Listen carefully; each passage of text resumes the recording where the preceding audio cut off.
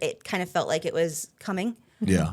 Like they'd argue a lot. One day after an argument, like my dad came into my room. I didn't have a door in my room because we lived in this unfinished house, right? So he opens the curtain and he's like, "Hey, I'm gonna go ahead and move out today."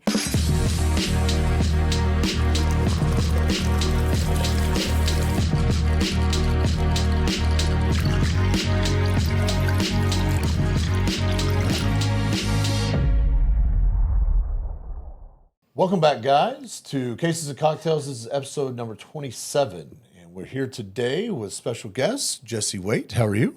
I'm good, thanks. Thanks for having me. No, it's an absolute pleasure having you.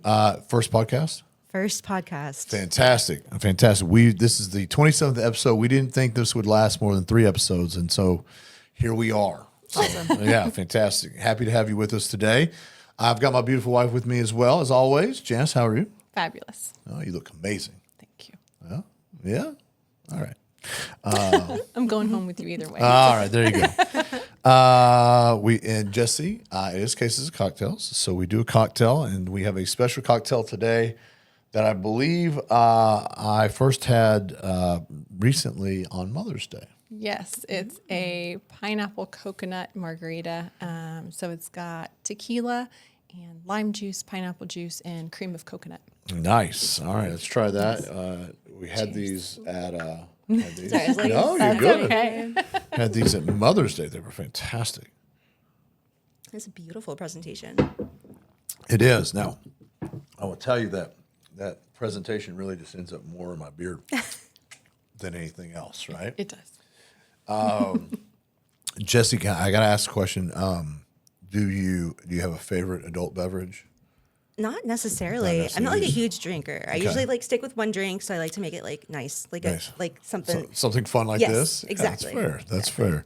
I'm a big fan of tequila, and I have been for a while since the pandemic. So That was what he conquered over COVID. yeah. I was pregnant. What kind of tequila do you like? A Diego? You do So typically, I like a reposado.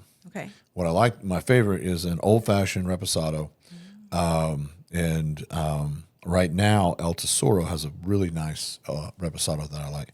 I'll do anejos, but I like to just sip on those more of that. And then obviously just silver bottle or plastic bottle silver is.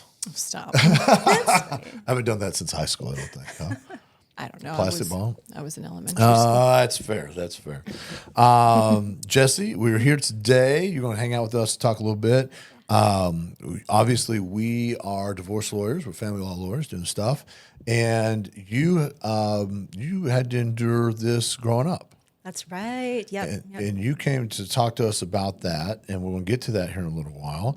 But currently, you are in school for counseling. That's right. Tell me a little bit about that. Yeah, I'm going to Texas State. I'm in their graduate counseling class or course, their program right now. Nice. I'm really excited to be completing that next year. So I just have like my internship hours left.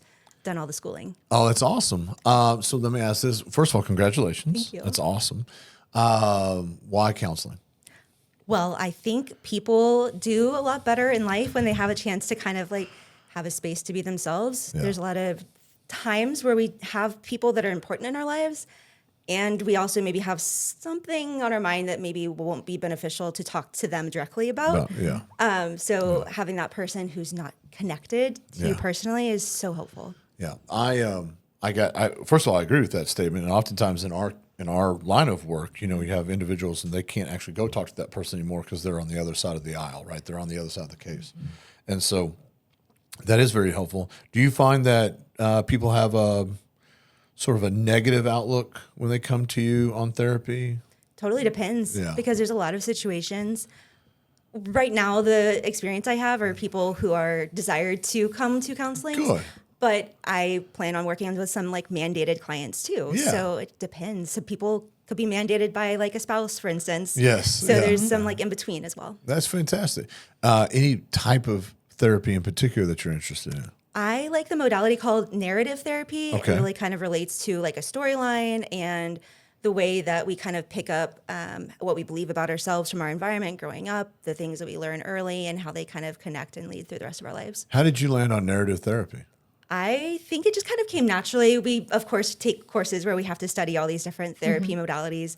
And it was kind of the one that made note of like society's impacts as well as personal impacts, family impacts. It kind of touched on everything Yeah. and left that kind of personal ability to really just like fit the client, meet them where they're at. Meet them where they're at. Yeah. And when you allow them to tell a story, does that give you more insight into how you can help them, or? Yeah, for me, it's about trying to find some patterns too. Okay. So if they're coming to therapy, usually there's something that's upsetting them or some sort of problem they want to be fixed. So with narrative therapy, it's about identifying that problem. First, we want to separate it from them. So we don't want it, it's not part of them. It's Right. a separate thing. It's just a thing that exists and that needs to be dealt with. Yeah, but separating it with language makes a really big difference. Yeah. So that's kind of the first aspect. And then, look for patterns, talk about, it sounds really stereotypical, but to talk about childhood, connections with parents, that's the first relationship we ever have. And a lot of our relationships are modeled after that one. And so why do you think it's important to talk through some of that stuff? You know, I get clients or, friends, just people in general who talk about therapy. We recommend that a lot of people that are going through something like a divorce or a child custody case, that they have someone to talk to other than their lawyer, that they, talk to a counselor, talk to a therapist. Why do you think it's important to go do that? How does it help them work through the issue to talk about it? A lot of the times, at least in my case personally, like my head has so many thoughts filled in there that it's kind of hard to connect with one of them and really see it through to a solution. Okay. So I see that a lot in clients, that there's just so much going on, especially this day and age. There's so many things just to survive the day to day that it's really difficult to take the time to look back at the past. Yeah. And so we talked about earlier that you are a child of divorce. How old were you when your parents started the divorce process? I was 13. Was it a heavily litigated, a long drawn out divorce? It was, they had a separation, a formal separation before the actual divorce, and they did a good job of not telling me a lot of details about those aspects. Yeah. But I knew that, my dad left the house once they were separated. So. How did that affect you at that time when he moved out? If you don't mind me asking. No, of course. Yeah. That's why I'm here. Yeah, 100%. It's a tough conversation, of course, but that's important. And of course. I think the more we talk about the tough things, the more like regular they become and the more like normalized. Yes. Right. And I think that's really important in general. Before you answer my question, and I'm so glad you said what you said, do you find that response that you just gave, right, having a hard or difficult conversation and working through that and doing those things, is that something that you learned on your own, or is that something that you learned through therapy, or is that something you learned in your education? That's a good question. Yeah. It's something I picked up on my own. I think I'm just drawn to really interesting stories. Right. So I grew up reading like memoirs and that sort of thing. Like around that same time that my parents were getting divorced, I was reading like pretty intense, like really detailed stories about people's like recovery or dealing with like, I don't know, all sorts of things, incarceration or the like foster care system. So it's just really, I've always been fascinated just by people. That's fantastic. It really is. Because it's an interesting space, right? Because they are hard conversations, and people that are going through this, right? People that are going through the custody cases or the divorce cases, when they come to us, oftentimes we hear their story, and as Janice said earlier, we kind of have to help them navigate to someone that can help work through that, because we can have some of those hard conversations, but we're not great at it, right? Oftentimes I tell people I'm not a feelings guy, so it's not a thing, right, where I want to. And when you said, which I hear almost consistently with therapists, is they meet the patient or the client where they're at. In litigation, I don't really get to meet you where you're at. I need you. I'll meet you here, but we got to go, right? We're even headed. If I have to drag you kicking and screaming, Right. we've got to get this way. We're headed in a direction, right? And that's sort of my job. So I don't get to meet them where they're at and then kind of meet them there. And so I just think it's an interesting space where you, right, are at this crossroads where I feel like you could have gotten to the space of understanding why that difficult conversation is necessary. But it sounds like you kind of had this inherently inside of you in some capacity, right? Is that fair? I think so. Yeah. So tell us a little bit about your childhood in general leading up to the divorce. Anything you're comfortable sharing with us? Sure. Well, I think it's super interesting, actually. My childhood is different than the average. My parents were very passionate people, and they wanted to be different. Okay. So they decided to buy some property in Dripping Springs. There was no building on there. They found a historic barn. My dad's really into Texas history. Really? And some sort of tie to I don't know. I'm not even sure. The Texas Revolution, I'm not sure. But they moved it beam by beam. My dad had a background in carpentry and roofing. That's cool. Yeah. So we moved into that house when I was 6. Okay. And it wasn't finished still. It was very much still a barn. Right. So the inside, no walls. Nice. Our plumbing. Nice. I'll share we didn't have an actual normal toilet until I was in middle school. Wow. So very different. Very different. Did you know that at that time, did you know it was different? I didn't realize how different it was. Because it was normal for you, because that's just what you did, right? Yeah. Kids are pretty quick to pick up on things that when they're around one another. I think it was just a feeling of I don't know how many people I should invite over. You know? Okay. Yeah. Sure. Because did you go to other people's, other friends, and you're like, that's different. That's different, right? Exactly. Right. That's fair. Did you talk to your parents about it? No, I don't recall talking to them about That's it. fantastic.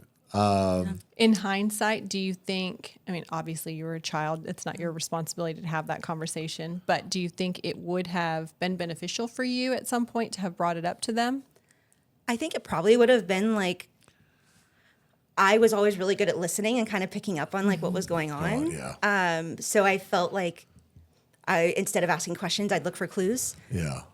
But also there's really, really easy to misinterpret things. Yeah. So I never knew what the full plan was. I knew eventually they had drawn up blueprints to have the whole thing at an addition, have it completely finished, and then they started going through the divorce. So yeah. When your dad moved out of the residence, did your mom talk to you about that?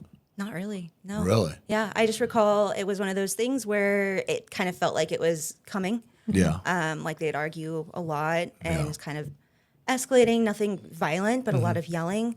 And just one day after an argument, my dad came into my room. I didn't have a door in my room because we lived in this unfinished house, right? So he opens the curtain and he's like, "Hey, I'm gonna go ahead and move out today."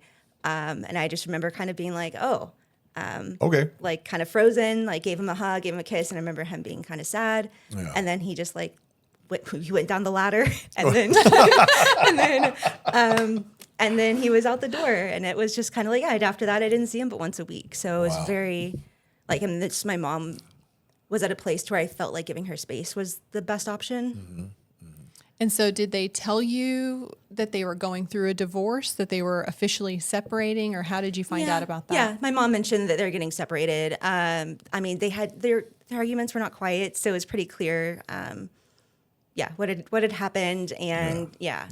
You were exposed, and I don't mean this, I'm not being derogatory in any manner, but because of the living situation, what was going on, you were exposed, you kind of got to witness a lot of the buildup for that and that sort of stuff. Yeah. Is that fair? Absolutely. Okay. Yeah, it's impossible to not hear things when there's no walls to contain it. Yeah. When you got to see your dad after they separated, what was that like?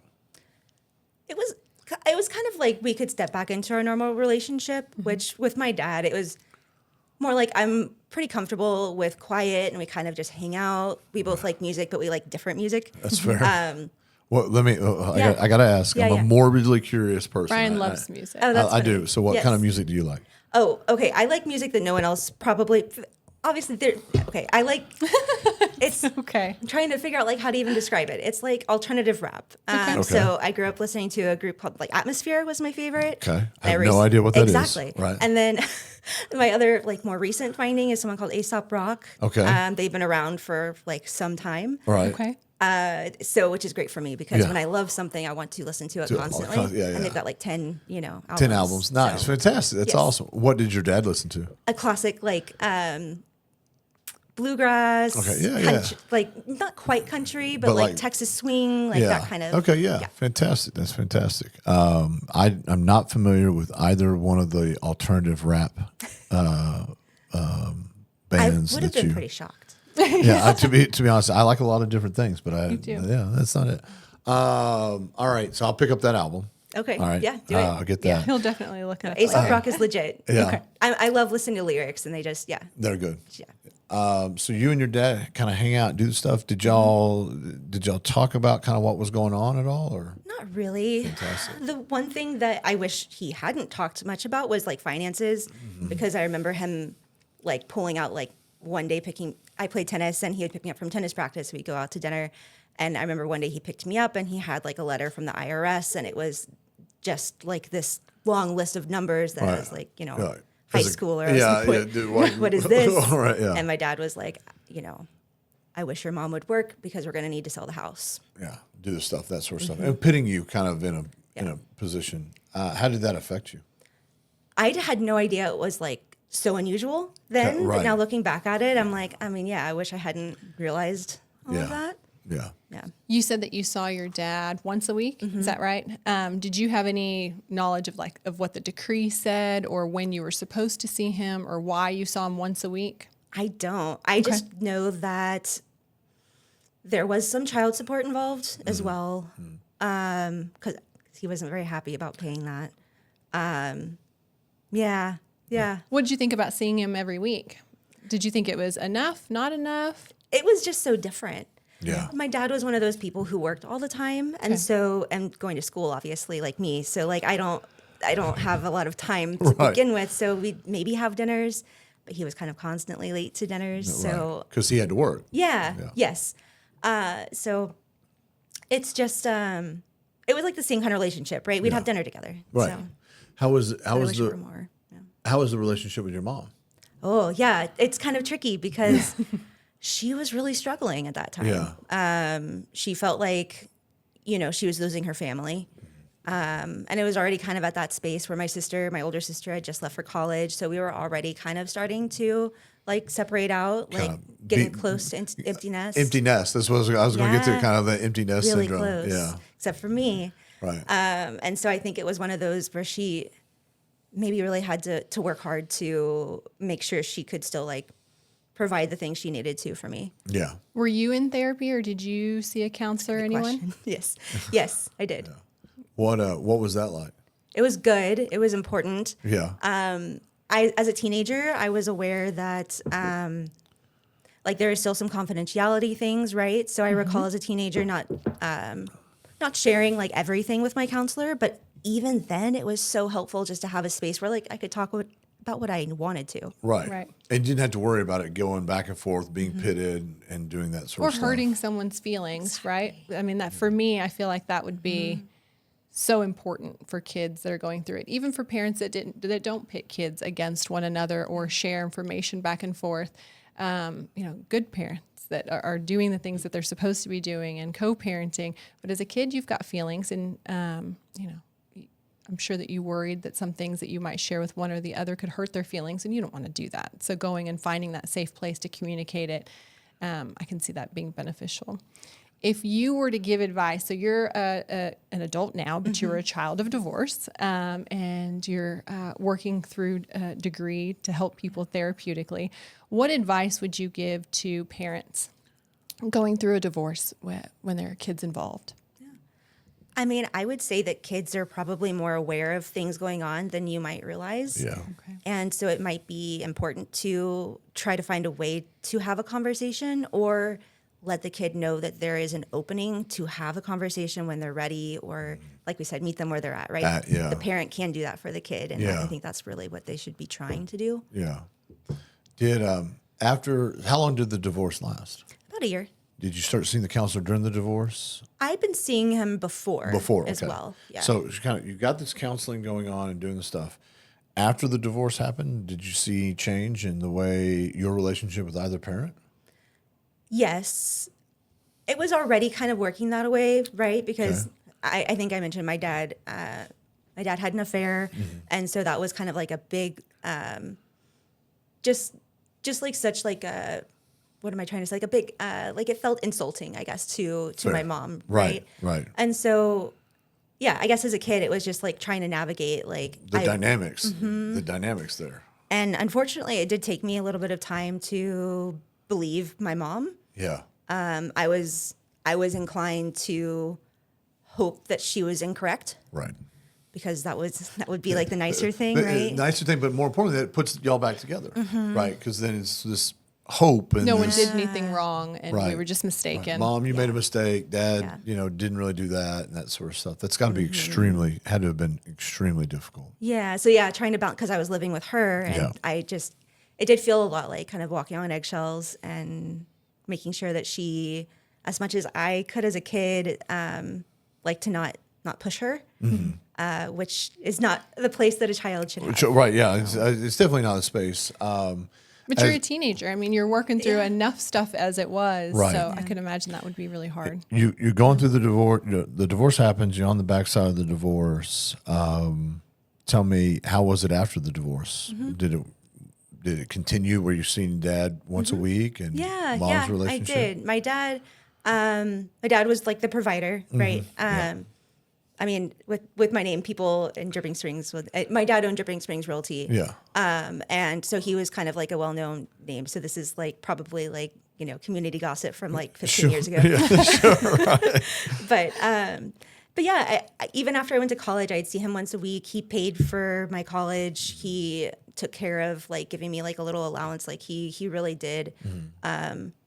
Until the last year, which is a whole different thing. But with my mom, though, once I was out of the house, it was like, it was just different. Like I had come back to do laundry. She had purchased a new house, so we weren't in the same place that we were before. So it was almost like stepping into a different life. Different life. Was the change of scenery really impactful for her? Yes. Yeah. I can imagine. All of this insight, as Janice kind of alluded to, you've got all this insight that has got you here. How do you think that's going to help you as a counselor? Because that's really, the interesting thing for me when you talk about therapists or counselors and that sort of stuff is their background shapes the way that they approach it, right? Much like you talked about, right? Your space of understanding narrative therapy and really kind of being gravitating towards that is kind of shaped with your own background, right? Your own perspective of who you are, right? But more importantly, what you've gone through. And so how is that going to help you as a counselor, do you think? I think it's helped me kind of just know that even when you don't necessarily see it on the outside, everyone's kind of got like something that they're dealing with or thinking through or some sort of thing they wish were better. And I think that's going to be super helpful for me as a counselor. Yeah, of course. Yeah, of course.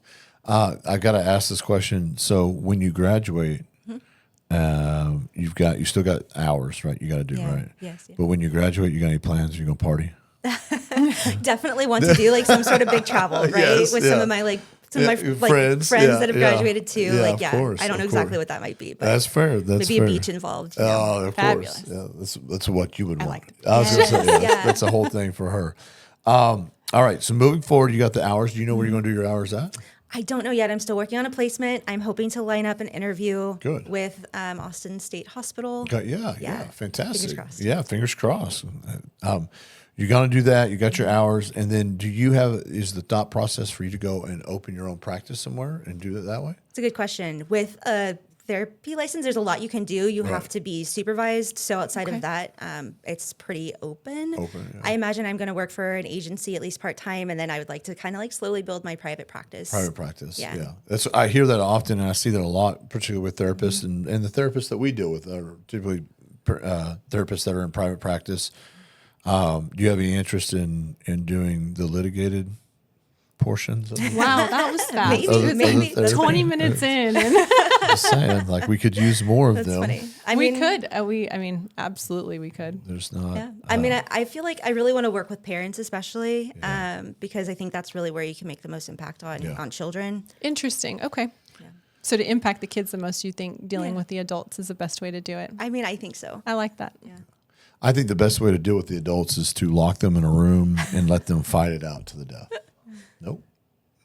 Are you the mediator? Doesn't leave Yes. I'm a mediator. doesn't leave a lot of room for our job, but okay. No, yeah, that's true. That's a true statement. That's a true statement. I got to tell you something. I greatly appreciate you coming on. I appreciate you so much. I appreciate you sharing your story. You know, it's a story that we hear often, and that people oftentimes that are watching or that come to us, they have similar stories.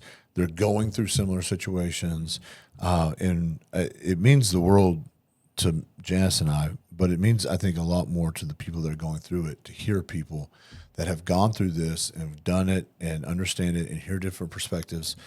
If at the bare minimum, to say, wow, it's not just me. Yeah, it resonates. It really does. We appreciate you coming and sharing such personal details about your life. Totally. Thank you for having me. Of course, Yeah. of course. Congratulations again. Thank you. Go crush it. Go do the things. Guys, thank y'all for hanging out with us today. We greatly appreciate it.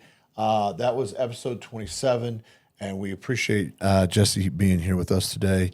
Jay, you want to get us out of here? Yes, be sure to like, share, and subscribe. We'll see you next Friday. Thanks, guys.